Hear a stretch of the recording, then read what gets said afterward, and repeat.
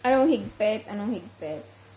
Liit na nga ng aming kama. Ari pang isang ari kong biga ay sakop ang kalahating kama. Kami ni Darren ay magkakasya din sa kalahati. Nakikisiksik pa rin mga laruang ari. Ayaw ni Darren itago at katabi daw niya pagtulog. Ay ang mamay din tutulog. Ito. Sandang ka lang aking tutulogan, Darren. Darren. Mete po si Joko. Ay, saan ako tutulog? Saan ang mama tutulog to, be? Ay, hindi ako kasya dyan. Mahuhulog ako.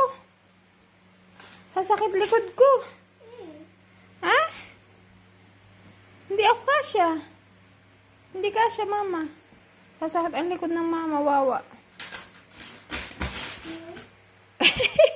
Talaga nagawa para. Alisin natin ang... Oh, sisiwabin. Alisin natin ang mga laruan. Tabi na natin. Bakit? Ka? Ay, wala. Si Darren. Eh, siya magbihis na, bien eh. Bihinaw. Magpalit ng damit. Para kang babae sa damit mong yan eh. Kay Bea yan eh. Sinuot sa iyo ni Claude? Hmm?